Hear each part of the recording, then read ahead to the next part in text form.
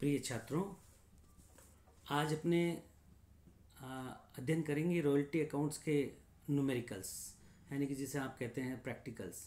इससे पूर्व के वीडियोस में मैंने आपको बताया कि रॉयल्टी किसे कहते हैं, उसके संबंध में क्या क्या रिक्रूटमेंट के प्रावधान हैं, शॉर्ट वर्किंग्स क्या होती है, एक्सेस वर्किंग्स क्या है। पुनः मैं न्यूमेरिकल्स करवाने से पूर्व आपको कुछ टर्म्स के बारे में बतलाना चाहूँगा।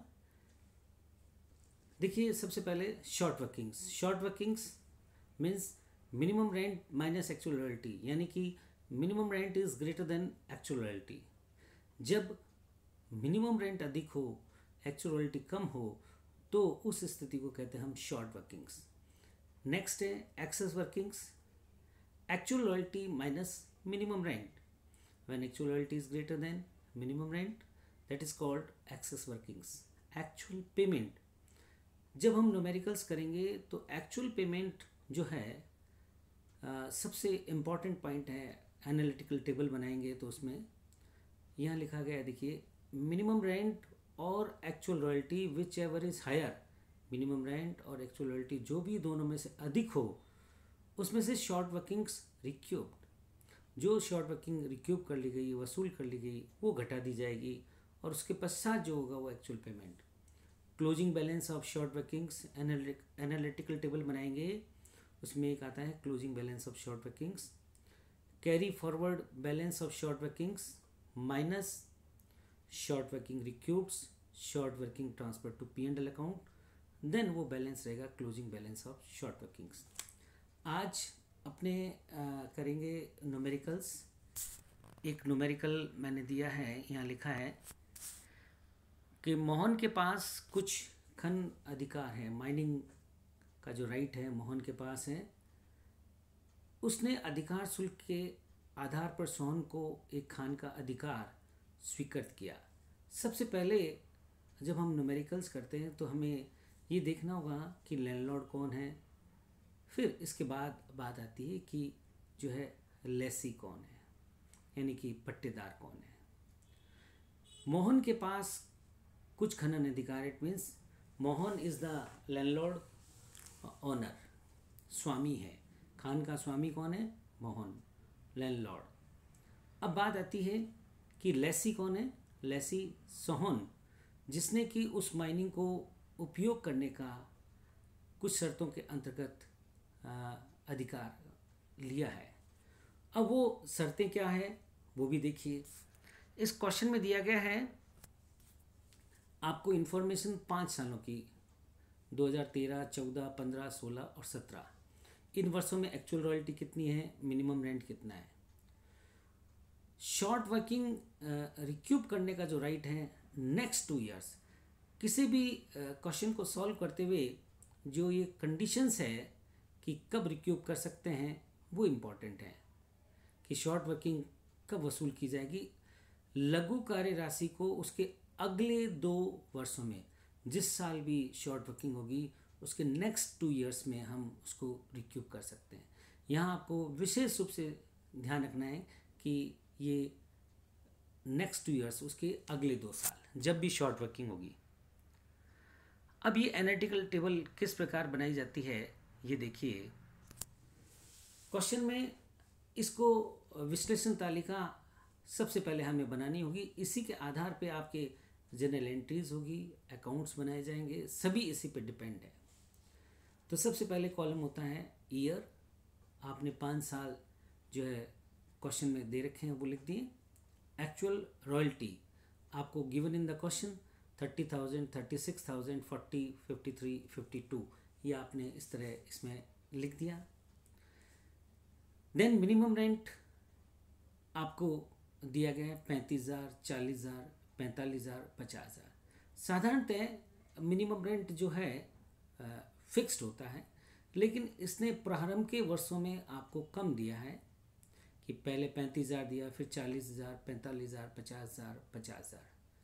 ऐसा इसलिए कि इनिशियल स्टेज में जो लेसी या पट्टेदार, जो खान पट्टे पे लेता है, उसको उसका अनुभव इतना नहीं होता, इसलिए इनिशियल प्रारंभ में हो सकता है कि शर्तों के अंतर्गत उनको कम कर दिया गया हो। साधारणतः ये बराबर ही होता है, एक समान होता है। ये दो स्थितियां आपको दी गई। तीसरा कॉलम है चौथा, शॉर्ट वर्किंग, जिसे SW लिखा गया वो शॉर्ट वर्किंग्स, इसको हम शो करते हैं माइनस में, और एक्सेस वर्किंग EW प्लस में। द नेक्स्ट कॉलम जो है शॉर्ट वर्किंग्स रिक्यूब्ड, अनरिक्यूब्ड। अनरिक्यूब्ड जो लिखा गया है इसकी जगह हम यहाँ लिख सकते हैं transfer to P&L account, profit and loss account, यानी कि जो राशि शॉर्ट वर्किंग की हम वसूल नहीं कर पाए उसको प्रॉफिट एंड लॉस अकाउंट में हम ट्रांसफ़र करेंगे। तो transfer unrecouped means transfer to profit and loss account, actual payment and last है closing balance of short working account. ये अपने को टेबल तैयार करनी है। तो अब अपने जो सबसे पहले इसमें देखेंगे कि कॉलम नंबर 4 शॉर्ट वर्किंग और एक्सेस वर्किंग कैसे निकाली जाती है। हमें याद होना चाहिए कि कब शॉर्ट वर्किंग होती है, कब एक्सेस वर्किंग। मैंने आपको पूर्व में बताया, when minimum rent is greater then actual royalty that is called short working. Minimum rent अधिक होने पर, एक्चुअल रॉयल्टी कम होने पर शॉर्ट वर्किंग्स कहलाती है। तो देखिए 2013 में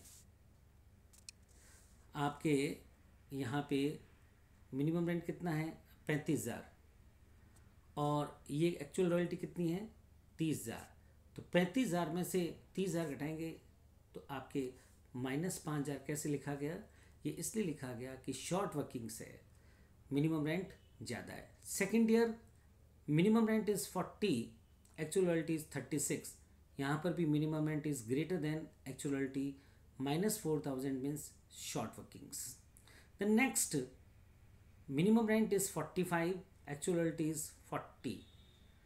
Then also -5,000 is short workings.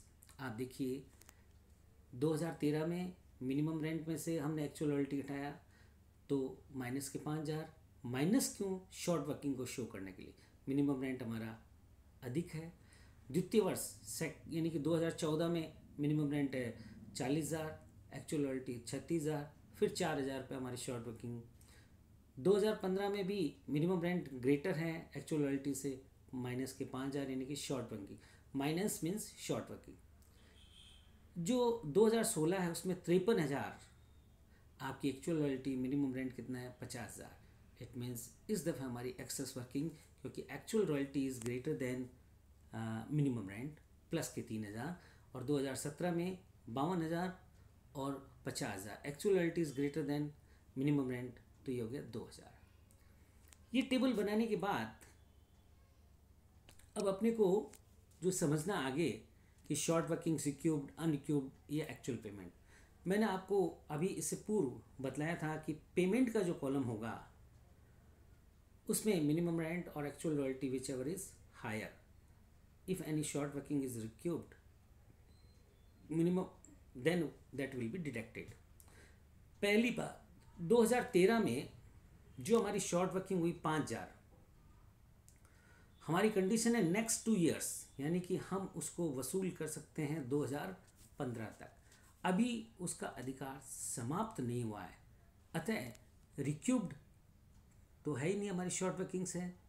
Unrecouped यानी कि ट्रांसफर टू P&L अकाउंट अभी ट्रांसफ़र नहीं कर सकते, क्योंकि इसका अधिकार 2000 हमारे 15 तक है, इसलिए हमने अनरिक्यूब्ड में भी डैश। पेमेंट मिनिमम रेंट और actual royalty whichever is higher. तो आप देखिए 30,000 और 35,000, 30,000 और 35,000, इसमें से ज़्यादा कौन सा है?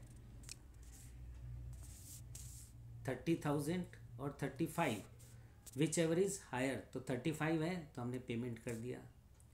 अब इसके बाद जो बात आती है next, closing balance of short working. आपकी ये 5,000, ये 5,000 शॉर्ट वर्किंग्स आ गई। अगले साल नेक्स्ट ईयर फिर आपकी शॉर्ट वर्किंग्स हुई, तो यहाँ पर अभी इस शॉर्ट वर्किंग्स को वसूल करने का अधिकार जो है हमारे 2016 तक है। 13 वाला 15 तक, 14 वाला 16 तक। रिक्यूब में नील, अनरिक्यूब यानी कि transfer to P&L account nil. Payment minimum rent और actual royalty whichever is 36,000 और 40,000, इसमें से ग्रेटर कौन सा है 40। अब बात आई closing balance of short working, ये कैसे आएगा वो आपको समझना है। पिछले साल के 5,000 और इस साल के ये 4,000। देखिए पिछले साल के 5,000 और इस साल के ये 4,000, तो 5,000 ये हो गए और 4,000 कितना हो गया 9,000। अब इसके बाद नेक्स्ट ईयर, अब आप देखिए कि इसके अंतर्गत 2013 का जो हमारा था अधिकार वसूल करने का, वो अब समाप्त हो गया, क्योंकि नेक्स्ट ईयर है ना, तो 15 तक वसूल कर सकते थे, लेकिन 15 में फिर हमारी क्या शॉर्ट वर्किंग। तो ये जो 5,000 है अनरिक्यूब्ड में जिसका अधिकार, ये कौन से हैं, ये वाले 5,000, ये 5,000 यहाँ पे आए, न कि ये 5,000 है। 2013 की शॉर्ट वर्किंग वसूल करने का अधिकार समाप्त हो गया, इसलिए हमने उसको प्रॉफिट एंड लॉस अकाउंट में ट्रांसफर कर दिया या अनरिक्यूब्ड। तो हमारी जो यहाँ क्लोजिंग बैलेंस है, उससे पहले पेमेंट है, पेमेंट मिनिमम रेंट और एक्चुअल रॉयल्टी दोनों में से जो ज़्यादा है 40 और 45, ज़्यादा कौन सा है 45,000 रुपये पेमेंट। अब आपको इस बैलेंस को विशेष रूप से समझना है। क्लोजिंग बैलेंस 9,000 कैसे आया, ये 9,000 किस प्रकार आएगा वो आप ध्यान से समझिए। 9,000 प्रीवियस ईयर का, देखिए 9,000 प्लस 5,000 ये हो गया 14, उसमें से ये 5,000 अनरिक्यूब्ड का लेस किया। दोबारा देखिए 9,000 ये वाला प्लस शॉर्ट वर्किंग 5,000 ये ऐड की, उसमें से ये 5,000 घटाए, तो संयोग की बात है कि बराबर 9,000 आया। तो ये 9,000 closing balance. Then next year हमारे शॉर्ट वर्किंग रिक्यूब हो गई, एक्सेस वर्किंग हुई, तो जो हमारे 14 का था शॉर्ट वर्किंग 4,000, उसका वसूल करने का अधिकार कब तक था 2016 तक। हमारी शॉर्ट वर्किंग थी 4,000, 3,000 वसूल हो गए, 4,000 में से 3,000 हमने वसूली कर ली, तो 1,000 रुपये हमारा अधिकार समाप्त होने के कारण प्रॉफिट एंड लॉस अकाउंट में हमने ट्रांसफ़र किया। अब पेमेंट, अब ध्यान से सुनिए, एक्चुअल रॉयल्टी और मिनिमम रेंट, ये जो आपको बता रखा है मिनिमम रेंट और actual royalty whichever is higher, 53,000 और 50,000 ज़्यादा कौन सा है 53, लेकिन उसमें से मैंने आपको लिखाया था जो अमाउंट रिक्यूब कर लिया जाए, तो जो ये वसूल कर लिया गया 3,000, 53,000 में से 3,000 घटाएंगे तो आपके आ जाएंगे 50,000, ये एक्चुअल पेमेंट। अब बात आती है 5,000 बैलेंस कैसे आएगा। आपकी पिछले साल की जो बैलेंस है क्लोजिंग वो है 9,000। अब closing balance of short working में मैंने आपको पहले फॉर्मूला बताया था, वो आपको ये बतलाया था कि यहाँ पर हम बैलेंस लेंगे प्रीवियस ईयर का, उसमें से जो आपका रिक्यूब्ड अमाउंट है और transfer to P&L account short workings, वो दोनों हम क्या कर देंगे मिला के लेस कर देंगे। 3,000 प्लस 1,000, 9 में से 5 चले जाएंगे तो 4,000 बैलेंस रह जाएगा। और फिर इसके बाद जो बात आती है कि नेक्स्ट ईयर 2015 में शॉर्ट वर्किंग्स थी 5,000, उसको वसूल करने का अधिकार 2017 में हमारा समाप्त हो जाता है। तो आप देखिए 2017 में एक्सेस वर्किंग है आपके 2,000, तो इस 5,000 में से 2,000 रुपये ये वसूल हो गए, 3,000 रुपये जो रिमेनिंग रह गया, क्योंकि अब अधिकार समाप्त हो गया इसलिए transfer to P&L account. Payment देखिए कितना होगा, मिनिमम रेंट और actual royalty whichever is higher, दोनों में से हायर है 52,000। 52,000 में से जो हमने रिक्यूब कर लिया, रिक्यूब्ड अमाउंट 2,000 वो लेस किया, तो पेमेंट आ गया 50,000। देन बैलेंस इस 5,000 में से 2,000 हमारे रिक्यूब्ड हो चुके, 2,000 हमारे ट्रांसफर टू P&L, इसलिए बैलेंस रह गया नील। इस प्रकार ये एनालिटिकल टेबल बनाई जाती है। इस एनालिटिकल टेबल के द्वारा ही हम आगे जनरल एंट्रीज या जो भी अकाउंट्स बनाने हैं वो हम बनाते हैं। अब हम देखेंगे इनके अकाउंट्स कैसे बनाए जाते हैं। सबसे पहले देखिए रॉयल्टी अकाउंट बनाया गया, ये बहुत ही सरल है रॉयल्टी अकाउंट। अपन ने फर्स्ट जो जनरल एंट्री की royalty account DR to landlord account, तो यहाँ lessee account, sorry landlord account, तो royalty account DR to landlord, यहाँ पे royalty account debit to Mohan's. Mohan जो है, मिस्टर मोहन ये लैंडलॉर्ड है, तो हमने फर्स्ट ईयर 2013 में दिसंबर में टू मोहन, और बाई P&L रॉयल्टी हमारा एक्सपेंसेस है, इसलिए इसको एंड ऑफ द ईयर हमने P&L अकाउंट में ट्रांसफ़र कर दिया। इसी तरह हम 5 साल की इसको ट्रांसफर एंट्रीज करते जाएंगे। देन इसके बाद शॉर्ट वर्किंग्स अकाउंट, हमारी शॉर्ट वर्किंग्स कब कब है, वो 2013, 14, 15। अब देखिए शॉर्ट वर्किंग्स 2013 में एंट्री होती है हमारी journal entries short workings account या टू मोहन, लेजर पोस्टिंग करेंगे तो टू मोहन कितना था 5000 by balance CD। Then next year 1 जनवरी को टू बैलेंस ब्रॉट डाउन, और नेक्स्ट ईयर हमारी देखिए यहाँ पर जो है 4000 पर शॉर्ट वर्किंग्स है, तो हमने लिख दिया 4000 to Mohan's, then by balance CD, then balance आ गया 9000 टू मोहन्स 5000। अब ये यहाँ पे जो 2015 में है वो आपको विशेष रूप से समझना है। 2015 में आपका 5000 रुपये जो शॉर्ट वर्किंग था उसको वसूल करने का अधिकार समाप्त हो गया, इसलिए आपने यहाँ पे जो है यहाँ पे आपने लिखा बाई P&L अकाउंट, ये जो 5000 है ना, ये इस तरह इसमें आएंगे। अब इसके बाद जो है नेक्स्ट ईयर ये बैलेंस आपका कैरी फॉरवर्ड टू बैलेंस, लेकिन उसके बाद क्या हुआ कि आप टेबल में देखिएगा आपको हर साल यानी कि आगामी वर्षों में एक्सेस वर्किंग हुई, आपने शॉर्ट वर्किंग रिक्यूब की, उतने से बाई मोहन्स 3000, और जो शॉर्ट वर्किंग हमारी रिक्यूब नहीं हो पाई, हम वसूल नहीं कर पाए, वो P&L में 1000 बाई बैलेंस 5000।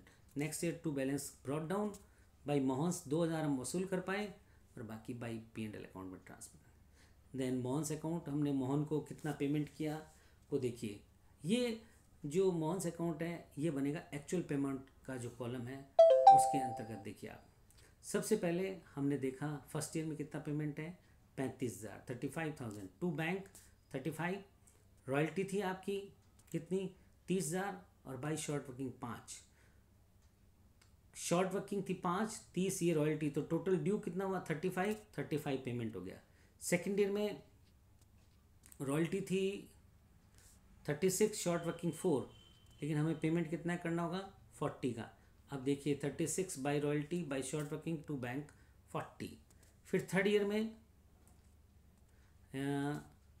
आपकी रॉयल्टी है 40 और शॉर्ट वर्किंग कितना है 5, तो ये हो गया बाई एक मिनट ये रहा, by royalty 40, short working 5000 to bank. ये तो शॉर्ट वर्किंग्स था। अब नेक्स्ट ईयर यानी कि 2015 में royalty is greater than minimum rent, यहाँ पे रॉयल्टी जो है 53,000 है, देखिए ये 53,000। इस केस में हम शॉर्ट वर्किंग रिक्यूब कर रहे हैं 3000, तो पेमेंट का जो मोड है वो कितना होगा मोहन्स अकाउंट में। देखिए रॉयल्टी हमने 53,000 से रॉयल्टी अकाउंट डेबिट जैसे करते हैं तो रॉयल्टी ड्यू हुई, लेकिन पेमेंट के कॉलम में देखिए विच एवर इज हायर, लेकिन जो रिक्यूब हो गया वो हमने यहाँ लेस कर दिया, तो to bank 50, to short working 3000। इसी तरह लास्ट ईयर 2016 में फिर हमें एक्सेस वर्किंग हुई 2000 और नहीं हाँ 2000, तो रॉयल्टी बाई मोहन्स जो है इसके अंतर्गत आप देखिए बाई रॉयल्टी 52,000 एंड पेमेंट हमारा 50,000 है, शॉर्ट वर्किंग रिक्यूब हुई 2000 ही 52,000। एंड नेक्स्ट जो है profit and loss account, first year to royalty थी 30, हमने 30, सेकेंड ईयर टू रॉयल्टी 36, ये देखिए यहाँ टेबल में आपको देखना होगा थोड़ा सा, ये 36, देन 40, 53, 40, 53 एंड 52, जो हमारे टू शॉर्ट वर्किंग्स है वो शॉर्ट वर्किंग्स हमने इसमें लिखी। इस तरह profit and loss account and balance sheet में जितने साल की शॉर्ट वर्किंग्स है वो दिखा देंगे। इस प्रकार हम एक न्यूमेरिकल कर पाते हैं। तो सबसे पहले आपको विशेष रूप से जो समझना है, एक तो लेसर कौन है, यानी कि लैंडलॉर्ड, फिर देन लेसी। इम्पॉर्टेंट जो बात है इसमें समझने की वो है आपकी रिक्यूपमेंट की जो कंडीशन है, कब आप वसूल कर पाएंगे वो आपको समझना है। इसको इसको आप विशेष रूप से ध्यान रखिएगा। और नेक्स्ट ईयर, फर्स्ट ईयर या नेक्स्ट 2 ईयर 3 ईयर, इसको विशेष ध्यान रखिएगा। देन एनालिटिकल टेबल ध्यान से बनाए। एनालिटिकल टेबल जो विश्लेषण तालिका जो है उस सही बनने के पश्चात ही आप ये अकाउंट्स बना पाएंगे। Okay, thank you.